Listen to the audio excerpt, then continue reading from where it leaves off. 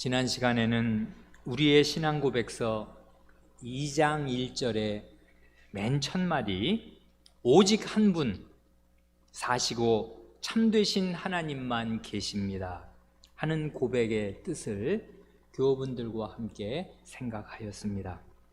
지난 시간에 이어서 오늘도 2장 1절의 내용을 조금 더 살펴보겠습니다.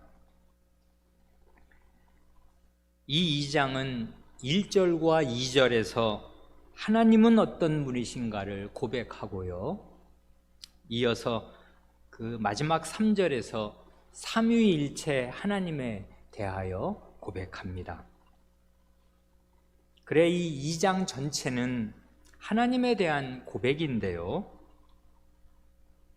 칼빈 선생이 작성한 제네바 요리 문답에서는 이 하나님을 아는 지식의 중요성을 이렇게 고백합니다.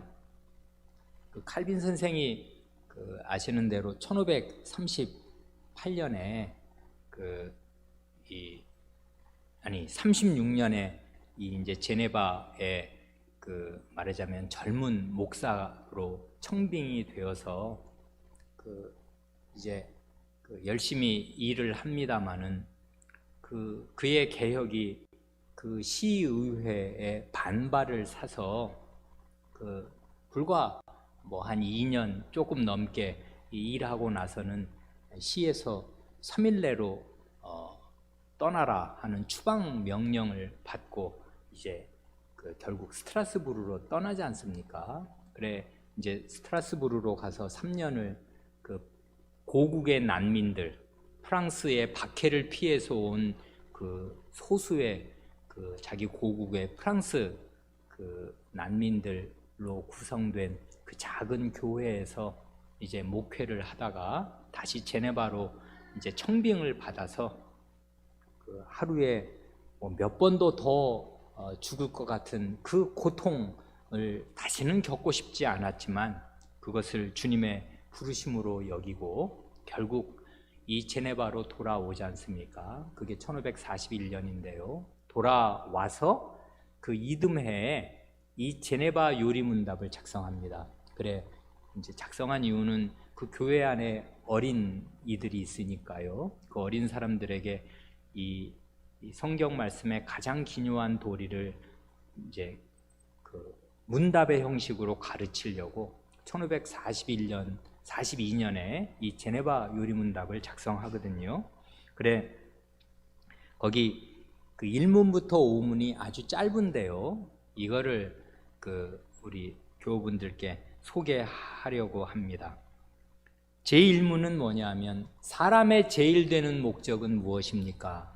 하는 것인데요, 답은 이렇습니다. 사람의 제일 되는 목적은 하나님을 아는 것입니다. 하나님 아는 지식을 말한다고요.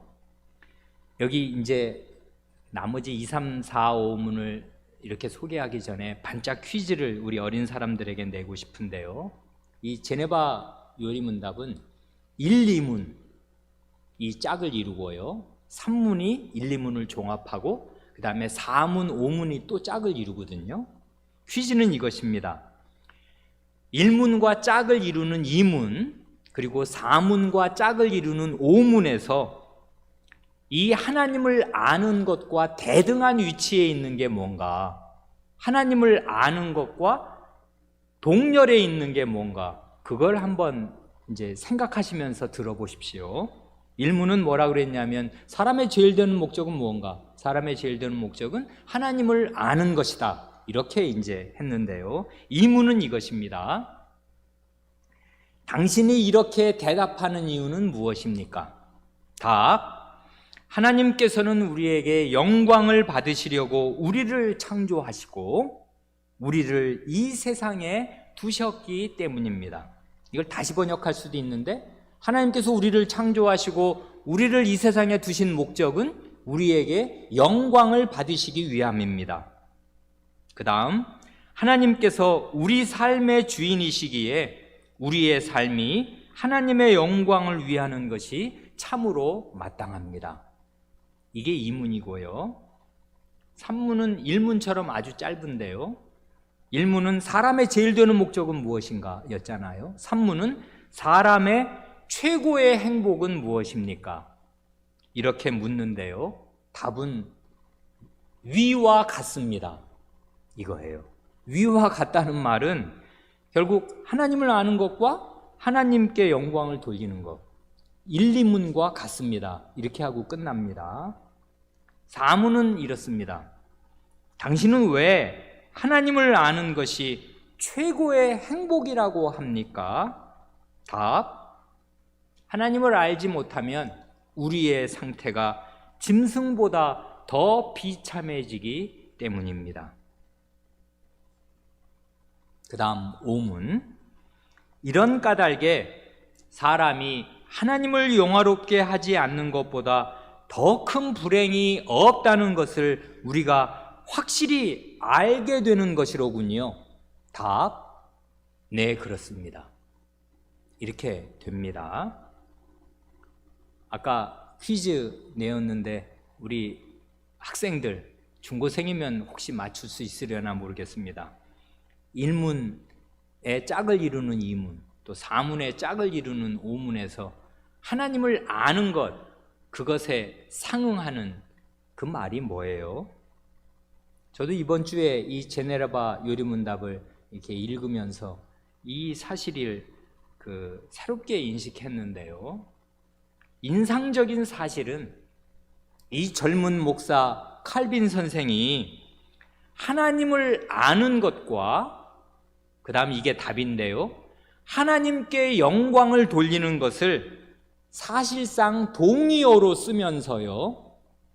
교차적으로 이 문답을 적어 내려간다, 그것입니다.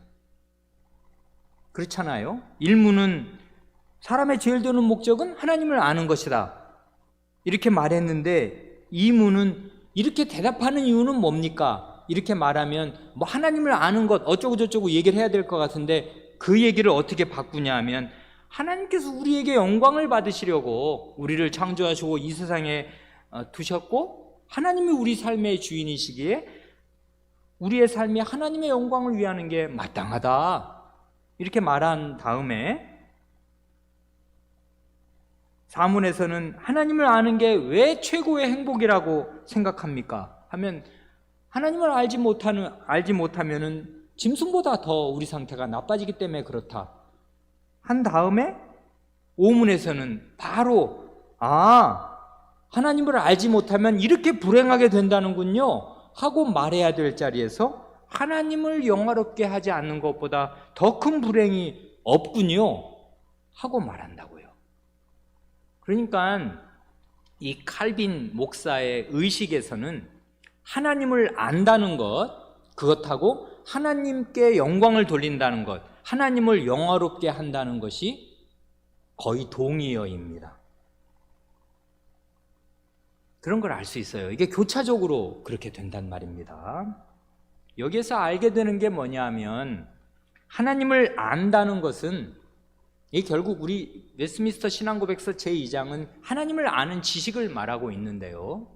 하나님을 안다는 것은 이게 머리로 아는 그 지식의 문제가 아니고 참되게 하나님을 아는 사람은요, 그의 마음으로, 그의 예배로, 그의 생활로 하나님께 영광을 돌리게 되어 있고 그렇게 해야 마땅하다, 그것입니다.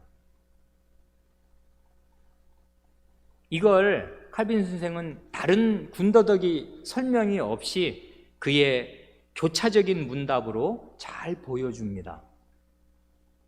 그래 성경에서는요, 과연 하나님께서 어떤 분이신가가 계시되는 자리에서마다 그의 합당한 반응을 요구합니다.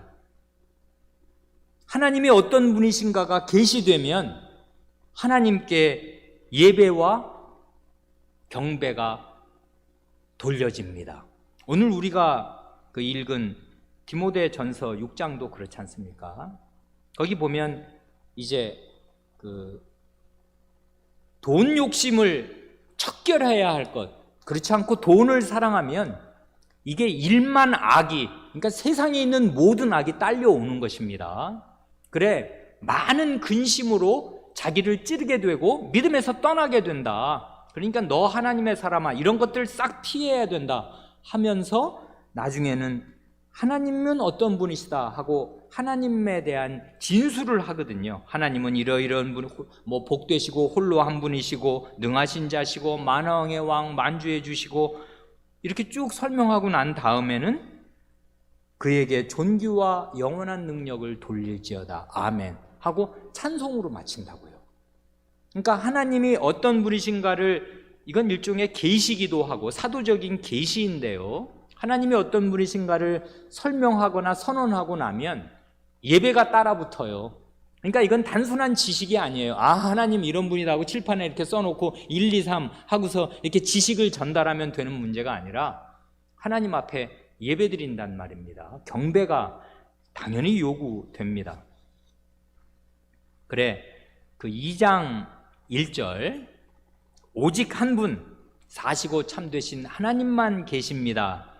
이제 그 첫 문장은 우리가 지난 시간에 이제 간략하게 생각하였고요. 바로 이어지는 그 문장이 그분은 존재와 완전성이 무한하시고, 그 다음 지극히 순수한 신이시고 보이지 않으시고 몸이나 지체나 성정이 없으시며 하면서 쭉 나갑니다. 여기 존재와 완전성이 무한하시다 하는 말은 이게 이제 우리가 잘 담을 수 있는 말은 아니지만, 아주 말이 크지만 그 말 자체로 이해를 못할 것은 없지 않습니까? 그 하나님의 존재 그리고 하나님의 완전하심은 한이 없으시다, 그것입니다. 존재가 무한하십니다. 그러니까 하나님은 그야말로 그 무한한 존재를 가진 분으로서 사람이 내게 보이지 아니하려고 누가 자기를 은밀한 곳에 숨길 수 있겠느냐, 나는 천지에 충만하지 아니하냐. 예레미야, 우리 증거성구에 있는 예레미야 23장입니까? 24장입니까? 예레미야에서 말씀하신 대로 하나님은 그야말로 존재가 무한하셔서 천지에 충만하신 분입니다. 어디나 충만한 상태로 계십니다. 그리고 완전한 상태로 계십니다. 한없이요. 그래, 이제 존재, 하나님의 존재 그리고 하나님의 완전하심이 한이 없으시다 하는 건 이제 우리가 이걸 피부로 느낄 수 없어서 그렇지 이 말 자체로는 이해 못할 말이 아닌데요. 그 다음 말은 이게 무슨 뜻입니까? 지극히 순수한 신이시고,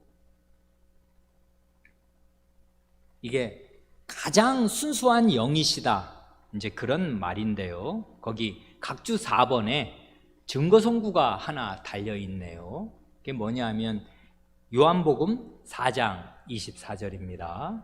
이 4장 24절 한번 펴보시면 좋겠습니다. 요한복음 4장은 우리 교회 오래 다니신 분들은 이게 모르지 않는, 다 아시는 그 내용 아니에요.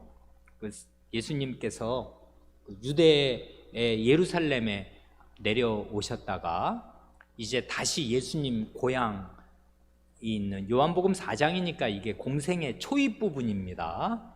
그러니까 이 소수의 제자들을 데리시고 이 유대에서 다시 갈릴리로 이제 가시려고 하려면 중간 부분에 그 사마리아가 있잖아요. 그런데 사실은 주님께서 요단강변에 계셨으면요, 사마리아를 거쳐야만 그 갈릴리로 가시는 거 아니거든요. 그 요단 강변길을 따라가셔도 되고요, 혹시는 왼쪽에 지중해 해안길로 가셔도 됩니다. 그런데 거기 보면 주님께서 사마리아로 통행하셔야 하겠는지라, 그러니까 주님께서 굳이 이 유대인들이 삥 돌아가는 이 사마리아 길을 일부러 가셔야 하였습니다. 마음을 먹고 가신 것입니다. 그래, 이제 거기 아시는 대로 그 사마리아 수가성, 이 수가성이 어딘지는 잘 알 수 없는데요, 아마 여러분 아시는 세겜이라고, 왜 그 아브라함 이래로 유서 깊은 도시가 있지 않습니까? 그 세겜은 분지인데요, 그 교통의 요지고요, 아주 중요한 도시, 말하자면 그 성인데, 그 앞뒤로 세겜 분지를 양옆으로 싸고 있는 게 에발산과 그리심산이거든요. 그래, 이제 이게 나중에 그 가나안 땅의 모세 이래로 여호수아 시대 때 가나안 땅에 들어가면 요 이제 이스라엘의 절반을 나누어서 반은 에발산, 반은 그리심산, 그게 이제 약간 낮은 그 구름 같은 분지 이제 그 산입니다. 그 산이라고 하기에는 낮은 이 구름인데요. 거기에 이제 이 이스라엘을 이렇게 반반 나누어 세우시고 하나님의 이 율법을 선언하게, 축복과 저주를 선언하게 하셔서 아멘 아멘 하도록 하신 그 땅이 세겜이란 말입니다. 아마 이 세겜성 가까운 곳 어디였을 것입니다. 이 수가는. 그래 이제 이 수가 성에서, 거기는 아주 유서 깊어서 이게 예수님 시대로부터 거의 그 아브라함 시대면은 이게 한 1700년이나 위로 올라가야 되잖아요. 그리고 이제 2000년 가까이 올라가야 되는데 야곱이 판 운물이 있어가지고 야곱과 요셉이 그 운물을, 그 아들들 거기서 운물물을 먹은 그 운물이 여전히 남아 있어서 이제 사람들이 그리로 물을 길러 오는 그 운물가에서 이 여성을 만나서 지금 하시는 대화지 않습니까? 거기 요한복음 4장 그 20절부터 24절을 교우분들과 함께 읽으면서 이 말씀 생각하려고 합니다. 마지막 그 24절에 이 증거송구가 하나님은 영이시다 하는 그 말씀이 나오기 때문에 그래요. 여기 보면 그 20절을 보면 이제 이 대화가 한 4라운드쯤 이렇게 왔다리 갔다리 주거니 받거니 하지 않습니까? 이건 워낙 유명해서 다 아시는 이야기인데 간단히 그냥 스토리를 보면 예수님께서 이제 유대에서 걸어오셨단 말이에요. 걸어오셔서 이게 낮 한 12시쯤, 거기 제6시라는 거는 플러스 6해서 12시쯤 된 거, 정오가 된 것인데요. 걸어오셨으니까 예수님도 몸을 가지신 관계로 피곤하셔서 운물가 옆에서 아마 돌 위에 앉으셔서 쉬셨을 것입니다. 그리고 이제 점심때잖아요. 배고프니까 제자들은 뭐 먹을 걸 사러 동네로 갔고 운물 옆에 예수님 한 분만 앉아 계시는데 이 사마리아 여성이 남들은 물 길러 안 올 시간에 이 정오는 땡볕이니까 이럴 땐 잘 운물가에 안 가고 아침이나 저녁에 해 질 때나 그 해가 이렇게 쨍쨍하지 않을 때 물 길러 간단 말입니다. 보통 사람은. 근데 이 여성은 다른 사람과 별로 만나고 싶지 않은 사람인지 이제 그 사생활이 찬란하단 말입니다. 그래 이제 조용히 남들 없는 시간대에 왔고 여기 이제 예수님을 딱 만난 것입니다. 그래 이제 그 대화가 진척이 좀 됐습니다. 그러고 나서 그런 대화의 내용, 중요한 내용은 대개 교우분들 아실 것입니다. 그러고 나서 이제 한바탕 이야기가 흘러간 다음에 이제 그 본론 부분에 와서 이런 이야기를 이 여성이 합니다. 우리 조상들은 이 산에서 예배하였는데, 이 산은 지금 여기가 수가성 아마 세겜 근처면 이게 그리심산을 말하는 것입니다. 세겜 옆에 그리심산이 있으니까요. 우리 조상들은 이 산 그리심산에서 예배하였는데 당신들의 말은 예배할 곳이 예루살렘에 있다 하더이다. 쭉 한번 읽어보지요. 예수께서 가라사대 여자여 내 말을 믿으라. 이 산에서도 말고 예루살렘에서도 말고 너희가 아버지께 예배할 때가 이르리라. 너희는 알지 못하는 것을 예배하고 우리는 아는 것을 예배하노니 이는 구원이 유대인에게서 남이니라. 아버지께 예배하는 자들은 신령과 진정으로 예배할 때가 오나니 곧 이때라. 아버지께서는 이렇게 자기에게 예배하는 자들을 찾으시느니라. 하나님은 영이시니 예배하는 자가 신령과 진정으로 예배할지니라. 여기 20절을 보면요, 사마리아 이 여성은 예배에서 가장 중요한 것이 뭐라고 생각했냐 면 그 관건이 뭐냐 하면 장소라고, 예배 장소라고 생각하였습니다. 그래, 예배 장소에 대해서 우리 사마리아 사람들의 말이 맞는 겁니까? 아니면 당신네 유대인들의 말이 맞는 겁니까? 하고 질문한 것이지요. 그리고 질문의 내용은 여기 사마리아에 있는 그리심산의 성전이 맞는 예배 장소입니까? 아니면 저기 예루살렘에 있는 시온산의 성전이 올바른 예배 장소인 것입니까? 하고 지금 우리 주님께 질문합니다.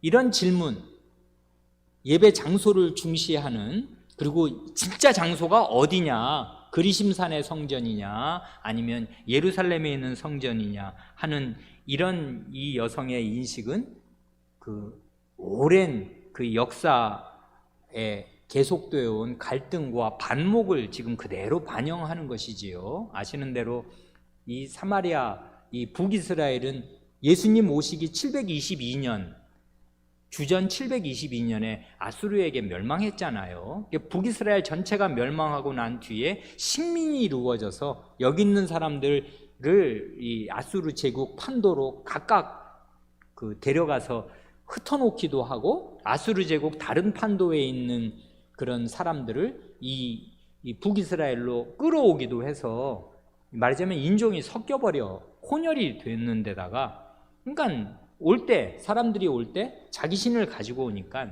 일종의 여기가 짬뽕 종교, 잡탕 종교가 혼합 종교가 되었단 말입니다. 그래서 여호와 유일신을 모시는 유대인들로서는 감내할 수 없는, 말하자면 잡탕 종교가 된 지가 꽤 됐습니다. 그래 그 사람들은 이제 아시는 대로 나중에 느헤미야 시대 때, 그럴 때 이 사람들이 이제 바벨론에 갔던 사람들이 예루살렘으로 돌아와서 예루살렘에 파괴된 성전을 지으려고 할 때 사마리아 사람들이 극구 반대하거든요.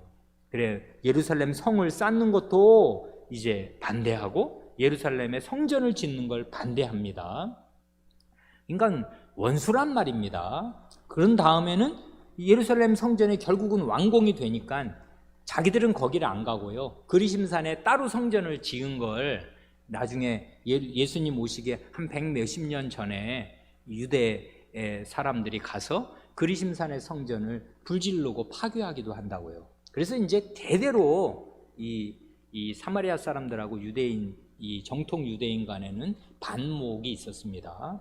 그런데 이 예수님 시대에 와서 이 그리심산의 그 말하자면 성전에서 자기들은 예배 드린다고 하는데 이게 맞아요? 아니면 예루살렘 성전이 맞아요? 이렇게 이제 지금 질문을 하는 것입니다. 그러니까 이건 지금 역사가 몇백 년 된 그 오래된 질문을 말하자면 지금 하는 것입니다. 그런데요, 주님의 이 대답이 놀랍습니다. 주님은요, 예배 장소의 문제를요, 시간의 문제, 때의 문제로 바꾸십니다. 그래요, 거기 보면 21절에 너희가 아버지께 예배할 때가 이르리라. 때. 24절에도 예배할 때가 오나니 곧 이때라 하셔서요, 때를, 시간을 지금 말씀하셔요. 장소의 문제가 아니고.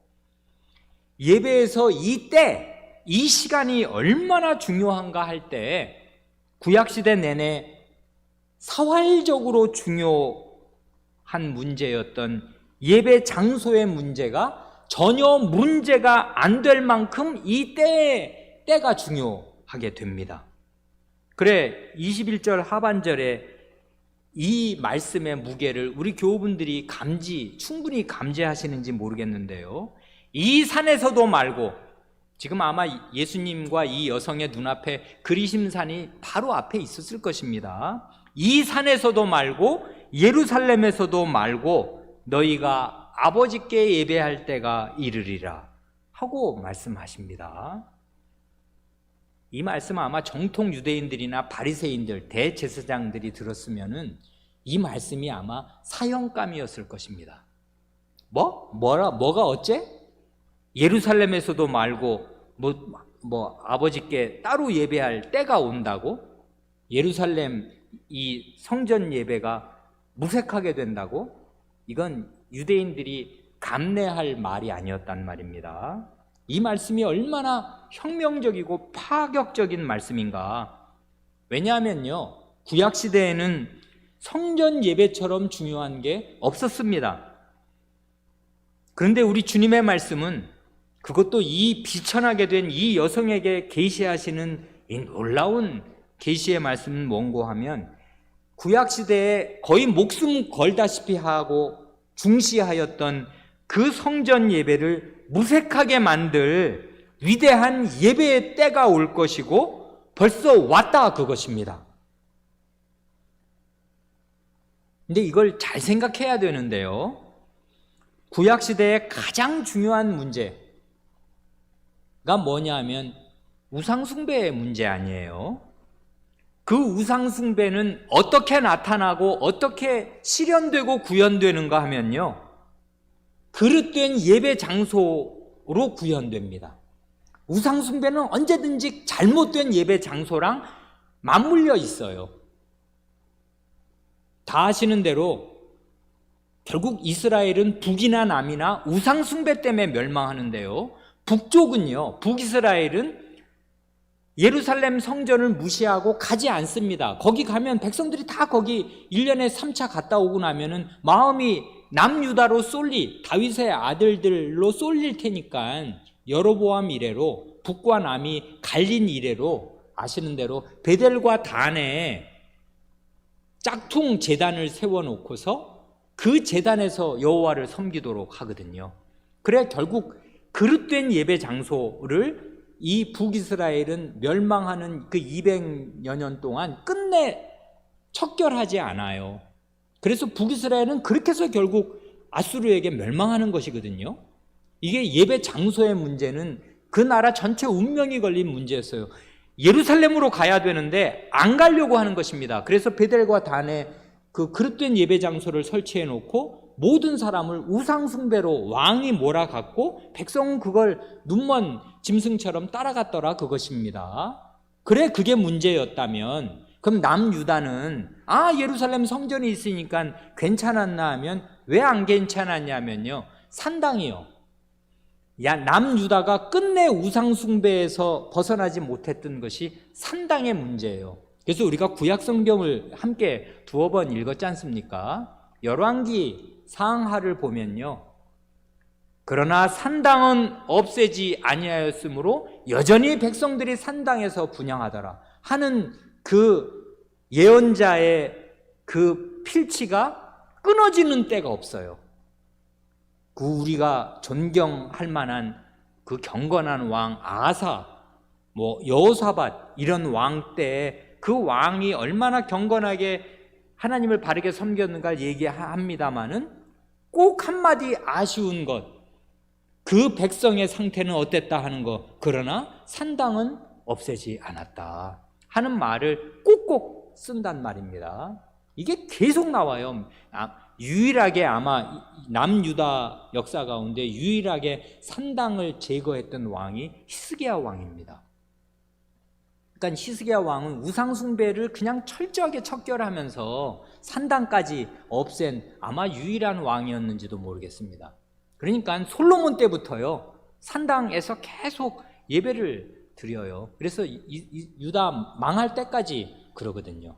그러니까 이 예배 장소의 문제는 이게 우상숭배와 직결된 문제고요, 굉장히 중요한 문제였습니다. 이스라엘의 사활이 걸린, 남유다의 사활이 걸린 그런 문제였습니다.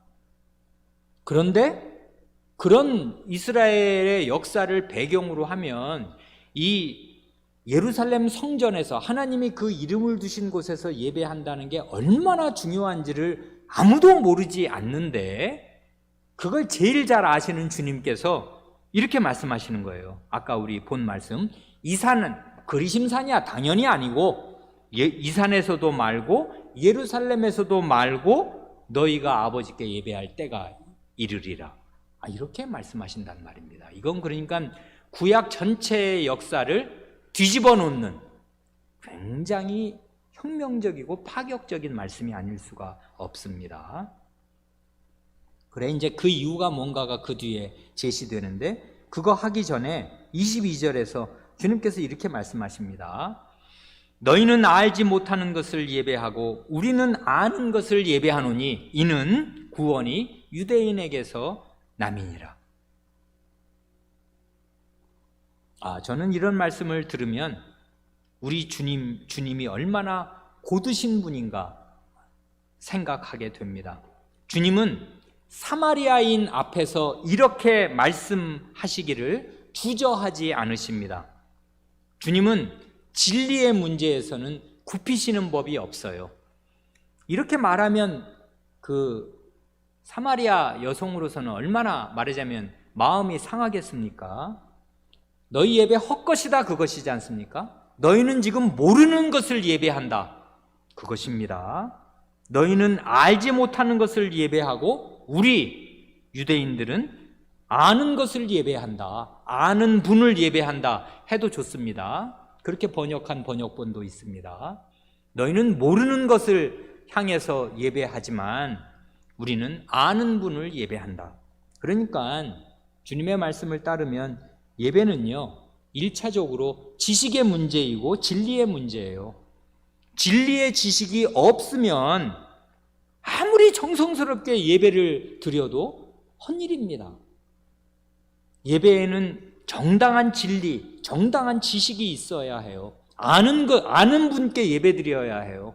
모르는 분에게, 모르는 존재에게 잘 알지도 못하면서 정성스럽게 무슨 정한수를 떠놓고 새벽마다 빌든 뭘 어떻게 하든 다 그건 헛일입니다. 그리고 여기 또 하나 보면 이는 구원이 유대인에게서 남이니라. 예배는 구원과 붙어 있어요. 아는 분을 예배하는 그 유대인에게로부터 구원의 지식이 이제 사마리아로 온 땅으로 퍼질 것입니다. 그래 바른 예배와 구원은 붙어 있어요. 근데 이런 말을 이게 듣기 싫을 거 아니에요. 사마리아인들이 이런 말 들으면 얼마나 반발심이 나겠습니까? 아니 뭐 저 사람도 행색이 유대인이니 뭐 지들이 옳다고 얘기하는구만. 이렇게 얘기할 거 아니에요. 이렇게 생각할 거 아니에요. 그러든 말든 주님께서는 상대방이 자기의 말에 반발심을 일으키든 그걸 배척을 할 것 같든 배척을 하지 않을 것 같든 그런 것에 구애받거나 그런 것에 연연하지 않으시고 진리를 말씀하십니다. 너희는 알지 못하는 것을 예배한다. 그러니까 너희의 예배는 헛것이고 틀렸다. 우리는 아는 분을 예배하는데 구원은 유대인에게서 난다. 아니 이렇게 사마리아 여자를 상대로 지금 이 말씀을 하신단 말입니다. 주님은 정말 사람에게 아부하시는 분이 아니고 사람 듣기 좋은 말을 골라서 하시는 분이 아니고요 진리를 말씀하시는 분입니다. 그런데 이걸 믿는 게 생명이란 말이에요. 이제 그 다음에 중요한 말씀을 이렇게 하십니다. 23절이 이거지 않습니까? 아버지께 참으로 예배하는 자들은 신령과 진정으로 예배할 때가 오나니 곧 이때라. 아버지께서는 이렇게 자기에게 예배하는 자들을 찾으시느니라. 여기 보면 이거 의식하셨는지 모르겠는데 21절에서 이미 그렇게 말씀하신 적이 있는데요. 너희가 아버지께 예배할 때가 이르리라. 아버지라는 말이 지금 요 21절, 23절에서 몇 번 나오는 것입니까? 3번 나옵니다. 아버지께 드리는 예배를 말씀하신다고요. 3번이나 아버지를 말씀하시는데요. 심지어 21절이 다시 보면 놀랍습니다. 심지어 이 알지 못하는 것을 말하자면 우상에게 대대로 예배드려 왔던 이 사마리아인을 향해서도 주님 말씀하시기를 너희가 아버지께 예배할 때가 온다, 올 것이다 이렇게 말씀하셔요. 이건 굉장히 놀라운 계시입니다. 말하자면 유대인이나 사마리아인이나 하나님의 자녀가 되어서 큰 사랑과 경외심을 품고 아버지께 나아가 예배드리는 위대한 때가 바야흐로 오겠습니다. 이게 왜 이렇게 되냐 하면 이건 이제 예수님이 여기에서 다 말씀하시는 건 아니지만 우리가 그 후의 역사를 아니까 이게 왜 아버지께 드리는 예배가 어떻게 사마리아인에게 어떻게 유대인에게 열리게 되냐 하면 아드님이 오시고요 성신님이 오심으로써 이제는 장소의 구애됨이 없이 아버지께 예배드리는 위대한 시대가 바야흐로 올 것이며 이제 왔습니다. 그 아드님이 지금 이 사마리아 이 우물가에 지금 서 계시거든요. 그런데 그 예배의 방법이랄까, 예배의 방식, 사람이 하나님의 자식이 되어서 아버지께 나아가 드리는 예배를 드리는 방식을 여기 보면 23절에서 아버지께 참으로 예배하는 자들은 신령과 진정으로 예배할 때가 오는데 곧 이때다. 아버지께서는 이렇게 자기에게 예배하는 자들을 찾으시느니라 하시는데요, 이건 굉장한 예배의 유인력 아니에요. 하나님께서 정말로 이렇게 자신에게 참되게 예배하는 자들을 찾으십니다. 하나님이 찾으신 것을 못 발견하실 리가 있겠습니까? 반드시 하나님은 찾으시는 것을 찾으시겠습니다. 마침내. 그래 하나님께서는 자신에게 참되게 예배드리는 자들을 늘 찾으시고 만나시겠습니다. 그런데 그렇게 바르게 예배 드리려면, 참되게 예배 드리려면 그게 어떻게 드리는 거냐면 신령과 진정으로 드리는 것인데, 그게 무슨 뜻인지 아직 그 말을 처음 들었을 이 사마리아 여성은 충분히 깨닫기는 어려웠을 것입니다. 24절에서 그 방법과 이유를 다시 한번 제시하신다고요. 24절이 오늘 우리의 증거 선구잖아요. 하나님이 지극히 순수한 신이시다 할 때 그 증거 선구가 이건데요. 하나님은 영이시니 예배하는 자가 신령과 진정으로 예배할지니라. 하나님은 영이시니, 이 말은 푸뉴마라는 거 있지 않습니까? 바람 혹은 성신을 뜻하는, 숨결을 뜻하는 푸뉴마.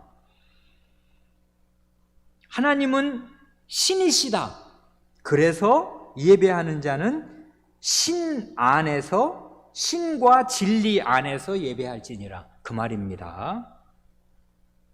그러니까 여기 지금 하나님 앞에 23절에서 먼저 하나님 아버지께 참으로 예배하는 자들은 신령과 진정으로 예배해야 한다 하시는데요, 왜 신령과 진정으로 예배해야 하냐면요, 신령이라는 말이, 신이라는 말이 거기 왜 들어갔냐 하면 하나님이 신이시기 때문에 그래요. 하나님이 신이시기 때문에 신 안에서 예배드려야 합니다.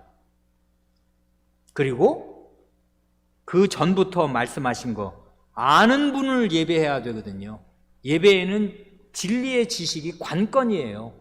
예배는 신 안에서, 신과 진리 안에서 드려져야 돼요. 그래야 아버지께서 받으시는 예배가 됩니다. 그러니까 여기서 지금 여기 신령과 진정으로라는 말은 성신과 진리 안에서 라는 말로 바꾸어 읽어도 됩니다. 성신과 진리로, 성신과 진리 안에서, 이런 말을 이렇게 바꾸어도 되는데 성신과 말씀 안에서로 바꾸어도 됩니다. 하나님 말씀이 진리이기 때문에 그래요. 하나님은 어떻게 예배할 것을 말씀하여 주셨고 그 말씀이 진리여서 성신과 말씀 안에서, 성신과 진리 안에서. 근데 그 진리란 누구냐 하면 예수 그리스도 자신이 진리입니다. 그래서 아버지께 아들과 딸들로서 아버지 앞에 나아가 받으시는, 하나님이 찾으시는 예배를 드리는 그 요건, 그 방법, 그 유일한 길이 제시되는데 성신과 진리, 성신과 진리이신 아드님입니다. 그래, 예전에도 말씀드린 대로 삼위의 하나님께서는 예배의 대상도 되시며 예배의 수단도 되어 주십니다. 이게 우리에게는 영광입니다. 그러니까 우리는 사실은 하나님께 스스로는 예배할 수도 없는 존재예요. 그렇지 않습니까? 우리가 그리스도의 피가 없이 무슨 정성을 다한다 한들 하나님 앞에 무슨 받으실 만한 예배를 드리겠습니까? 아드님 없이, 성신님 없이는 예배가 불가능해요. 그러니까 하나님은 찾으시는 예배를 받으시는데 어떤 식으로 받으시냐면 자기 자신이 예배 드리는 수단이 되어주심으로, 그 방법이 되어주심으로써 바른 예배를 드릴 수 있는 길을 제시하시고 그 길을 따라오는 사람들의 예배를 받으시는데, 그 방법이 뭐냐 하면, 성부께서 내신 방법이 뭐냐 하면 아드님과 성신님이다, 그것입니다. 그래, 아버지 하나님이 신이심으로 성신 안에서 예배 드려야 그 예배가 받으심직한 예배가 됩니다. 그리고 진리 안에서, 진리이신 아드님 안에서 드리는 예배라야 하나님께서 받으시는 예배가 됩니다. 그러니까요, 여기 아까 우리 오늘 이 강설의 첫 부분에 우리가 그 제네바 요리문답 읽었지 않습니까? 제네바 요리문답 1문부터 5문, 그 간단하게 이제 문답으로 이루어져 있는 그 말을 가만히 보면, 하나님을 아는 것이 인생의 제일 되는 목적이다. 그런데 그렇게 되면 바로 하나님을 영화롭게 하는 게 너무나 당연하다. 사람의 최고 행복도 그것이다. 이렇게 그 하나님을 아는 것과 하나님을 영화롭게 하는 것, 하나님께 영광을 돌리는 것이 동의어로 교차적으로 이렇게 쓰이는 데서 우리가 금세 간취할 수 있듯이, 하나님을 아는 지식은 곧바로 하나님께 영광을 돌리는 것으로, 하나님을 영화롭게 하는 것으로, 하나님께 예배드리는 것으로 연결되지 않습니까? 성경이요, 하나님이 어떤 분이신가를 제시하시는 맥락과 방식이 바로 이렇습니다. 여기 보면, 우리의 증거성구만 탁 보면, 하나님은 영이시니 예배하는 자가 신령과 진정으로 예배할지니라 하지 않습니까? 하나님은 신이시다, 하나님은 영이시다 하는 이 진리가 아무런 앞뒤 맥락이 없이 마치 사전에 실린 무슨 명제어처럼 따로 동떨어서 제시되는 게 아니라요, 예배의 맥락에서 제시됩니다. 하나님이 이런 분이시니까 이런 방식으로 예배해야 된다. 하나님이 어떤 분이신가가 계시되는 즉시로 예배가 따라붙어요. 오히려 거꾸로 말하면 예배의 맥락에서 하나님이 어떤 분이신지가 계시됩니다. 그렇지 않습니까?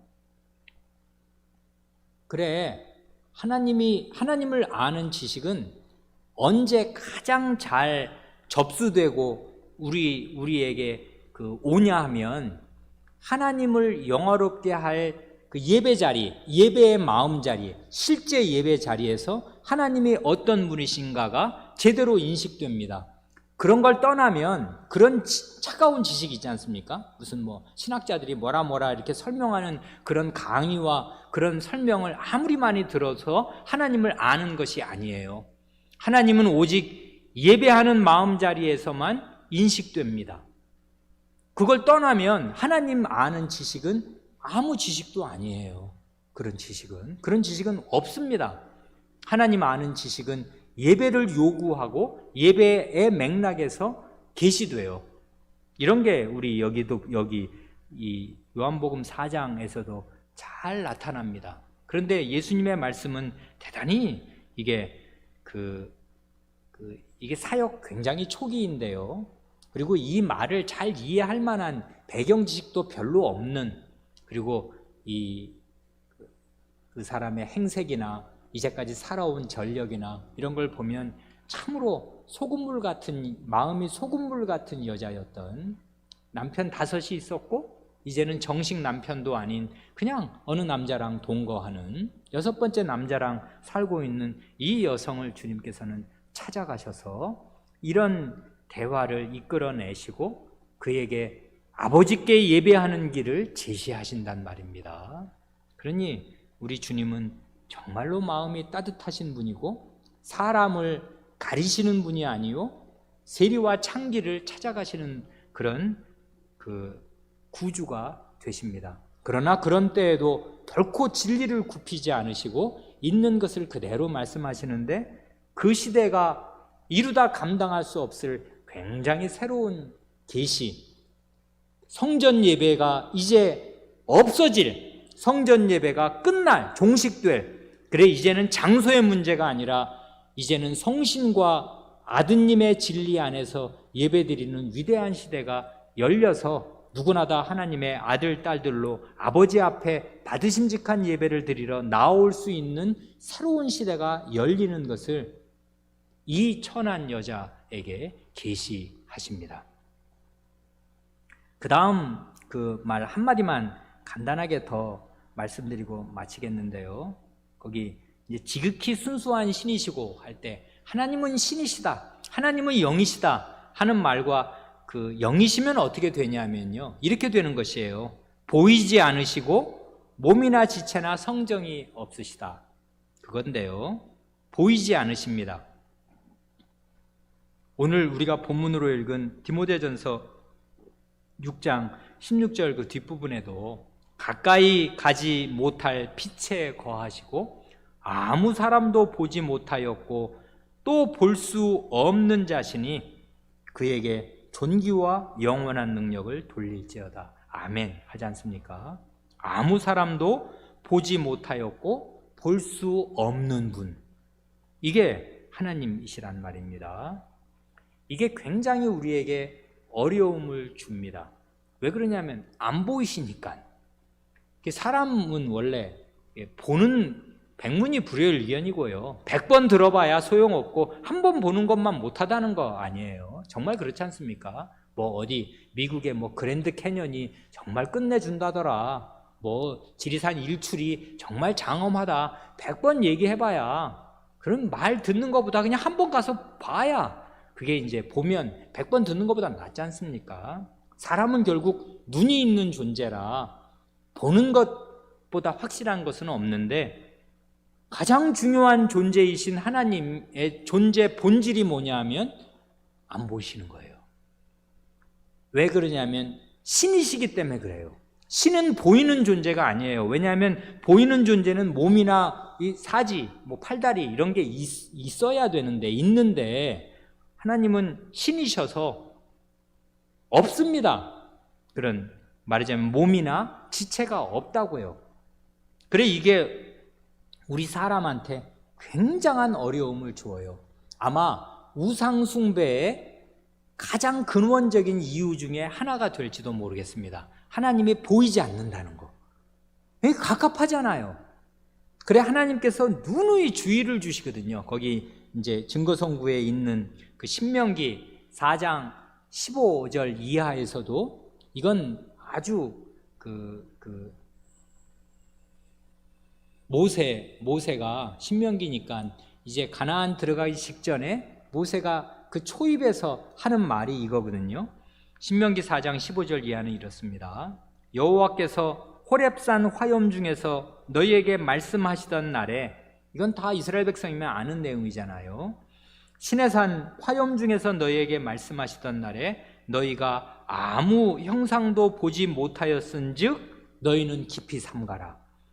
두렵건대 스스로 부패하여 자기를 위하여 아무 형상대로든지 우상을 새겨 만들되, 그 다음부터는 이제 그 형상의 종류를 모세가 알 수 있는 대로 다 열거합니다. 남자의 형상이라든지 여자의 형상이라든지 땅 위에 있는 아무 짐승의 형상이라든지 하늘에 나는 아무 새의 형상이라든지 땅 위에 기는 아무 곤충의 형상이라든지 땅 아래 물속에 있는 아무 어족의 형상이라든지 만들까 하노라. 육해공이 다 망라되지 않습니까? 하늘, 땅, 바다, 물속에 있는 그 모든 것의 형상, 사람의 형상이라도 만들어서는 안 된다. 여기 보면 스스로 부패하여 자기를 위하여 이런 형상들을 만들어 놓아서는 안 된다 하십니다. 하나님은요, 우리 눈에 보이지 않으시기에, 신이시기에 보이지 않으시고 보이지 않으시기에 이게 중요한 건데, 온전히 파악되지 않으며 규정되지 않습니다. 이게 하나님의 본질이고 특징이에요. 형상을 만든다는 뜻은 뭐냐면요, 하나님을 파악하고 규정해서 자기 손 안에 두는 것입니다. 이게 사람의 부패한 욕심이에요. 스스로 부패하여 자기를 위하여, 이것입니다. 우상숭배의 본질이 이것인데요, 사람은 보이지 않는 것, 자기 마음으로 머리로 파악되지 않는 것은 불안하거든요. 알 수가 없으니까. 그래, 자기 눈에 보이는 것, 자기가 만질 수 있고 제어할 수 있는 그런 형태로 신을 만들어 놓기를 바랍니다. 그래, 자기가 파악하고 규정하고 제어하려는 그런 부패한 심정에서 하나님의 형상을 만들어 놓는다고요. 그래, 로마교는 끝끝내 오늘까지도 이런 부패한, 자기를 위하여 스스로 부패하여 하나님의 형상을 만들어 놓는 데에서 오늘까지도 벗어나지 않습니다. 어느 성당을 가든 다 하나님의 형상이 있어요. 예수님의 형상이 다 있어요. 성상이, 그걸 뭐 거룩한 성자를 거기다 왜 붙이는지 그건 우상인데, 그런 성상을 만들어 놓고 예배 없습니다. 모든 신자들은 거기 그 성당으로 미사를 드리러 가기 전에 그 앞에 있는 성상 앞에 가서 늘 이렇게 말하자면 예를 갖춘단 말입니다. 뿐만 아니라 우리 기독교가 동서로 이제 분할되어서 우리는 서방 교회에 속한 전통에 있는데 절반에 속하는 동방 정교회라고 뭐 러시아든지 있습니다. 그 동방 정교회에서도 성화, 그 하나님을 그림으로 그리는, 예수님을 그림으로 그리는 일들이 이제까지 계속 내려옵니다. 그런데 희한한 일이 있는데요, 요즘에는 이 개신교에서도요, 예배당 전면을 장식하는 뭐 이 강단이든 아니면 예배당 간판이 있는 그 앞이든 이것저것 눈에 보이는 그림으로 예수님을 조각해 놓든지 그 타일을 붙여 놓든지 그림으로 그려놓는 일이 아주 많아졌습니다.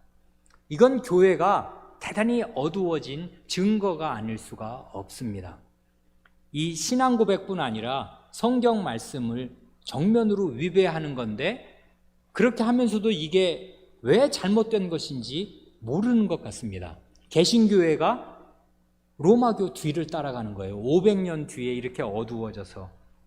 이런 일은 결단코 교회에서는 용인되어서는 안 됩니다.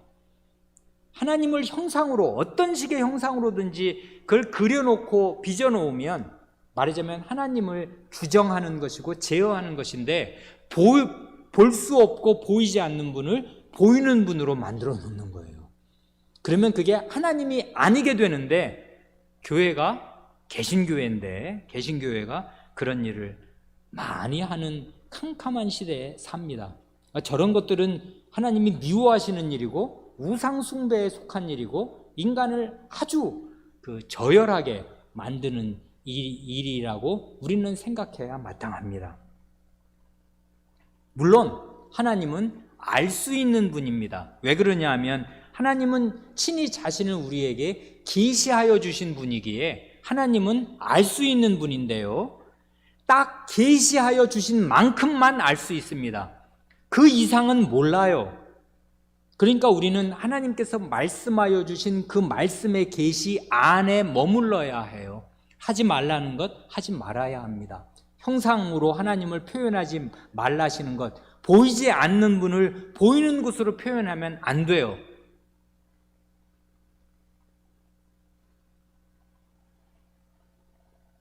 우리의 지식에는 너무나 큰 한계가 있어서 우리는 영원히 하나님을 다, 여기 그 다음 본문에서 고백하는 대로 영원히 하나님을 다 측량할 수 없을 것이며, 하나님은 정말 측량할 수 없는 높이와 깊이와 너비를 지니신 광대하신 분으로, 영원히 신비하신 분으로, 영원히 우리의 경외의 대상으로 남아 계실 것입니다.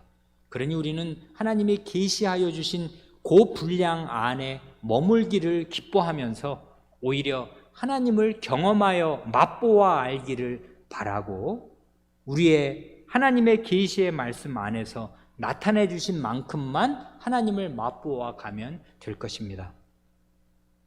이걸 거꾸로 하면 안 되는데, 하나님의 형상은 만드는 것이 아니라 내가 반사해서 나타내는 것입니다. 내가 하나님의 형상이라고요. 우리가 하나님의 형상이라고요. 걸어다니는 하나님의 형상들. 그러니 하나님의 형상은 무엇으로 만들어 놓아서는 안 되고 이 하나님의 계시의 말씀을 깨달아 자기를 부인하고 자기 십자가를 지고 그리스도의 형상을 따라가는 그 길에서 나타나는 그 무엇이 하나님의 형상입니다. 그러는 만큼만, 자기가 부인되고 자기 십자가를 지는 만큼만 하나님의 형상이 내 안에서, 우리 안에서 나타날 것입니다. 그게 하나님의 형상이라고요. 그러지 않고 자기가 나타나야 할 하나님의 형상을 방기해 놓고 하나님의 모습을 만들어 놓으면 그게 바로 우상입니다. 보이지 않는 하나님을 보이는 것으로 만들어 놓는 것이라고요. 하나님은 결코 그런 방식으로 자기를 나타내기를 원치 않으시고 오직 예수 아드님, 사람이신 예수님 안에서, 그리고 그 예수님을 본받는 그리스도인 안에서 자기의 모습을 나타내기를 바라십니다. 그래 사람을 하나님의 형상으로 지으셨습니다. 기도하시겠습니다.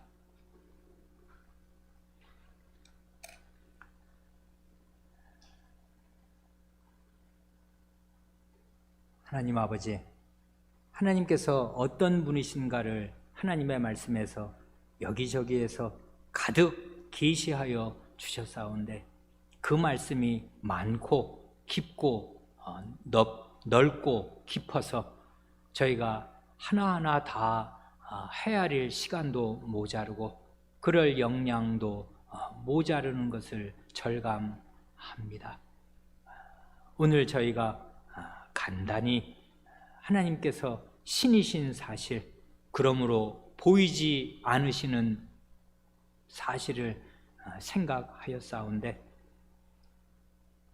저희 시대에는 두렵게도 교회라 간판을 붙인 곳들에서 하나님을, 우리 주 예수 그리스도 신이신 하나님의 본질이신 우리 주 예수 그리스도를 그림으로, 타일로, 동상으로 만들어 놓고 그것을 기리는 어두운 일들도 많이 있으며, 또한 보이지 않으시는 하나님, 신이신 하나님을 어떻게 예배하는 것이 바른 예배인지를 모르고서 하나님의 진리를 떠나 이 사람을 즐겁게 하는 그 많은 것들을 예배 가운데 다 동원하여 저희의 예배가 너무나 저열하게 되고 저희가 드리는 예배가 하나님의 거룩하심을 오히려 침해하게 되는 일이 비일비재한 그런 캄캄한 시대가 된 것을 생각합니다. 그러므로 하나님 아버지, 하나님은 신이심으로 신과 진리로 예배하라 하시고 이렇게 참으로 하나님을 예배하는 자들을 찾으시되 아버지께 이렇게 예배할 길이 성신과 아드님 안에서 저희에게 열렸으니 저희가 아드님과 성신 안에서 하나님을 참되게, 신이신 하나님께 나아가 하나님을 참되게 예배하게 하여 주시기를 구합니다. 특별히 이제는 장소에 구애되는 시대가 아닌 줄을 저희가 아오니 집에서 예배를 드리든 예배당에 나와서 예배를 드리든 저희가 성신을 의지하고 아드님을 의지하여 신령과 진정으로 신과 진리로 예배드리는 사람들이 다 되게 하여 주시기를 구합니다. 그리하여 저희 교회 예배가 하나님 앞에 늘 받으심직한 예배가 되게 하여 주시기를 구합니다. 우리 구주 예수님의 이름으로 기도합니다. 아멘.